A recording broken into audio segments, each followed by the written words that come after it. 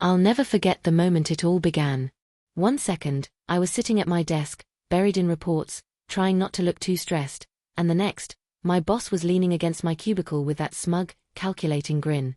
"I've got a bet," he said, as if he were announcing the weather.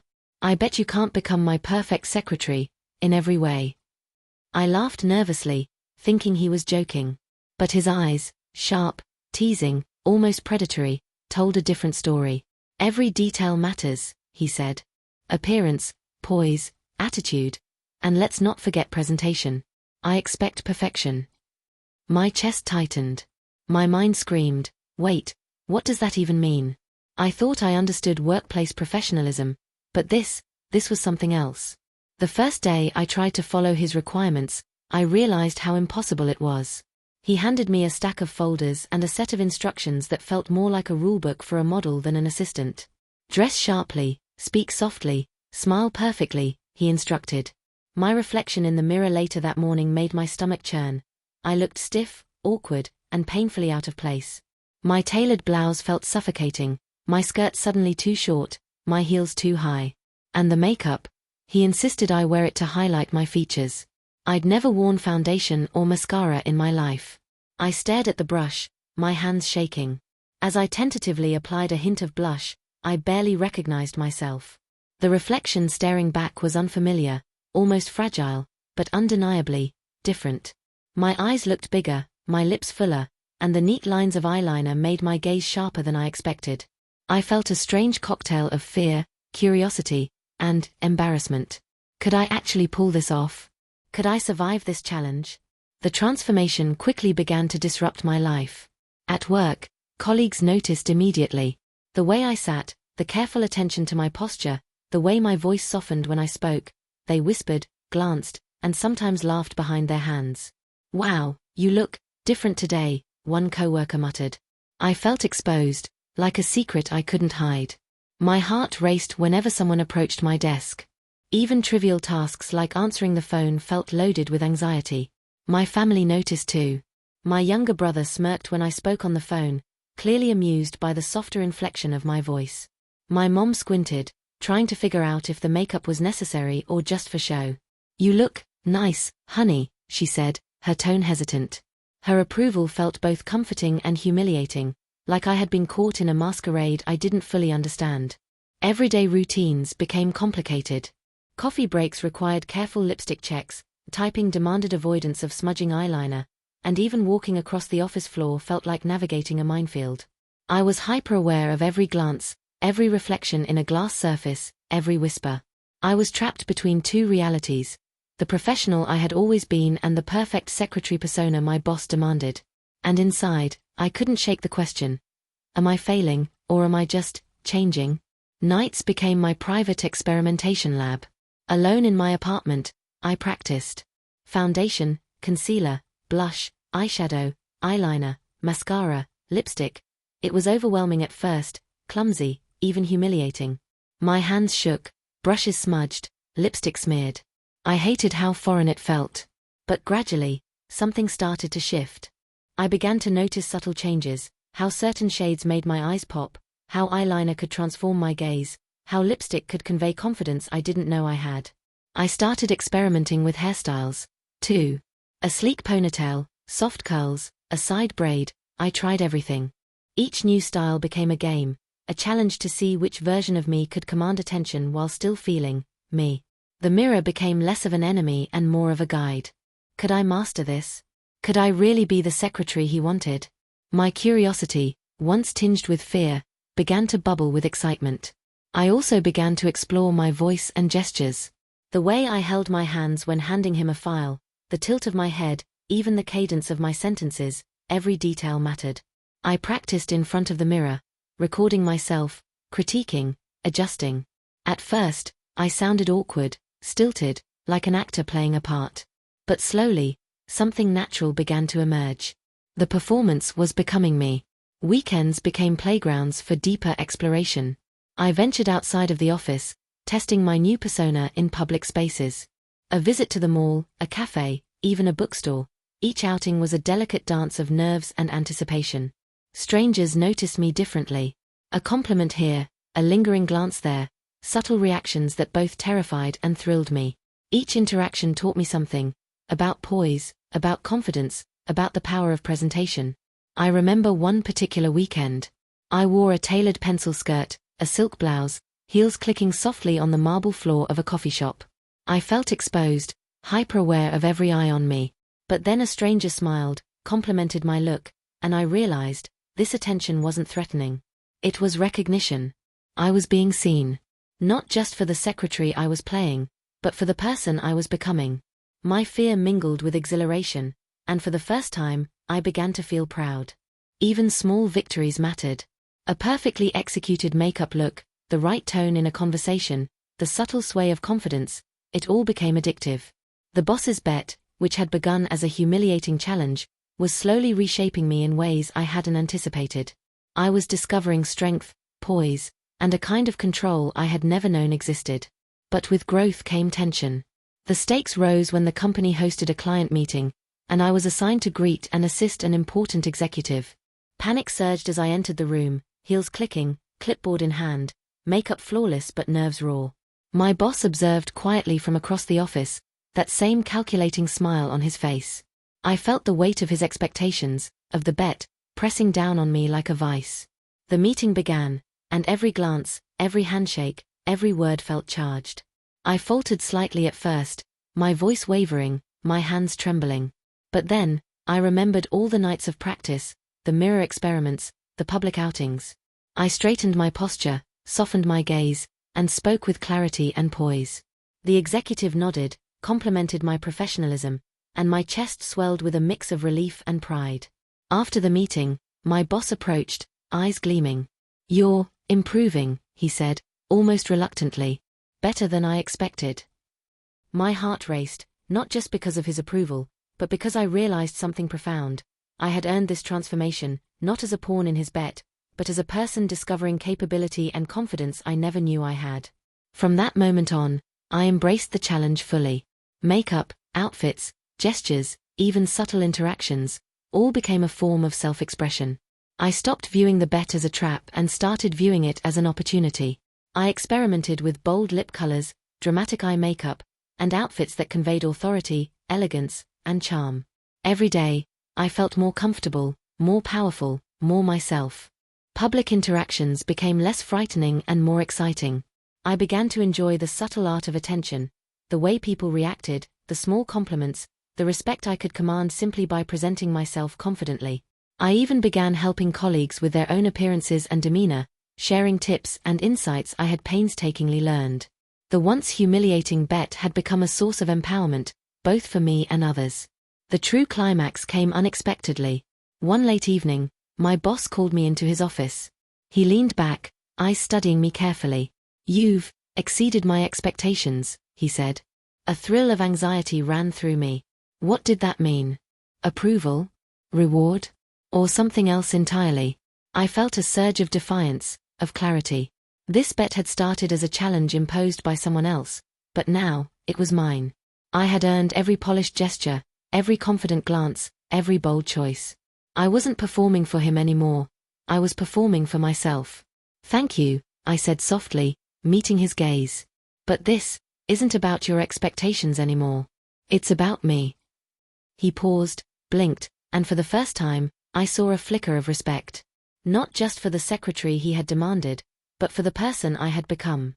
And in that instant, I realized, empowerment isn't granted. It's claimed. Life continued to change. The office became a stage for mastery and subtle influence. My confidence in my appearance, voice, and demeanor extended beyond work.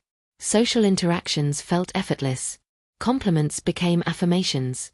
Strangers, colleagues, and even friends began to notice the transformation, not just the makeup or the outfits, but the self-assuredness radiating from me. Even family began to see the difference. My sister, once teasing, started seeking advice. My mom's smiles became genuine, no longer tentative. The journey wasn't just about becoming a perfect secretary. It was about discovering a version of myself I hadn't known existed. I had found poise, elegance, and confidence that transcended office politics or superficial challenges. Now, when I look in the mirror, I see more than a polished secretary. I see resilience, curiosity, courage, and authenticity. The bet, which began as a humiliating test, became the catalyst for transformation. I learned that empowerment is not about pleasing others, it's about embracing your potential, taking ownership of your identity, and daring to step fully into who you are. If you're watching this, wondering if you can ever step outside your comfort zone, remember this: growth often starts in discomfort.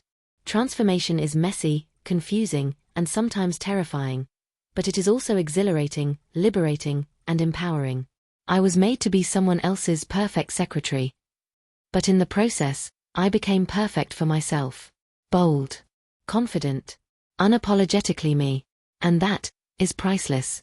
By the time the second month rolled around, I realized something. This wasn't just a temporary challenge anymore. The bet my boss had made, the one I thought would end in embarrassment, had seeped into every corner of my life. I woke up each morning excited and terrified at the same time. Makeup brushes and mirrors were no longer tools of humiliation, they were instruments of transformation. I had begun to crave the process, the slow metamorphosis of not just my appearance, but my presence, my confidence, my very identity. Work had changed dramatically. Where I once cowered behind stacks of paper, I now moved with purpose, each step measured, each gesture deliberate. My boss observed from his office more closely than ever, but the dynamic had shifted. The tension in the air was no longer about failure, it was about observation. I felt eyes following me everywhere, but instead of fear, I felt power. I had become the subject of scrutiny, and I liked it. Colleagues who had whispered and giggled now approached with curiosity. "Can I ask you something?" one of them said hesitantly, holding a palette of eyeshadow. "How do you get your makeup to look so confident?" My heart skipped. Me? Confident? I laughed softly, letting the acknowledgement sink in. It was validation of a journey I had been living in secret, a journey I hadn't even realized I was capable of. Even outside the office, the transformation continued. I began experimenting with outfits that challenged me. Tailored dresses that hugged my curves, skirts paired with blouses that commanded attention, shoes with heels so high they demanded I walk with poise. Public spaces, cafes, malls, parks, became stages for subtle performance. I noticed how strangers reacted differently now. A lingering glance, a compliment, a polite smile. Each one reinforced a growing truth. People respond not just to appearances, but to confidence and presence. Nights at home were no longer practice, they were exploration. I experimented with bold, dramatic makeup, smoky eyes, crimson lips, glittery accents. I twisted my hair into intricate braids, pinned it back in elegant styles, and studied the reflection carefully. Each night I whispered to myself, could I go further? Could I embrace this completely? The answer was always yes. The excitement, tinged with fear, made me feel alive in ways I had never known.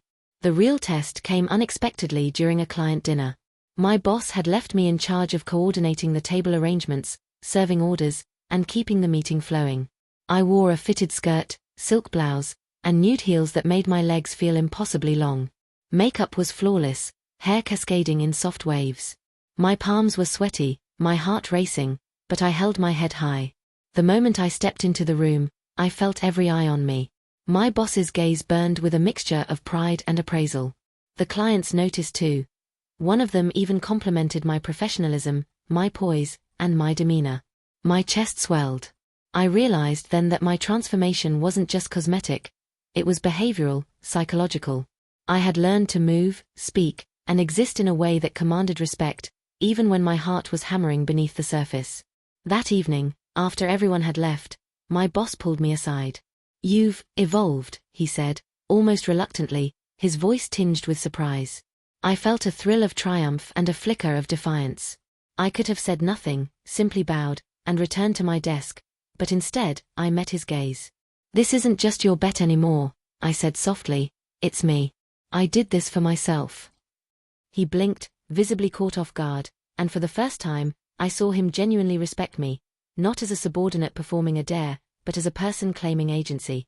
The following weeks were a blur of experimentation, public interactions, and personal reflection.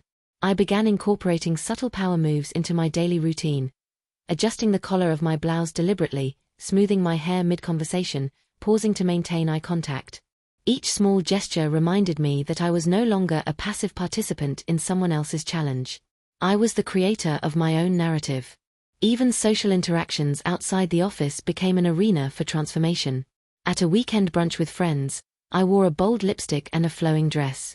I felt every gaze, every whispered comment, but now it didn't scare me, it thrilled me. I laughed freely, played with gestures, and noticed how people responded not just to my appearance, but to the self-assured energy radiating from me. At home, I began experimenting with persona beyond makeup. I practiced softening my voice, modulating my speech to sound approachable yet confident. I tested body language in front of mirrors, the tilt of the head, the lift of the chin, the positioning of my hands.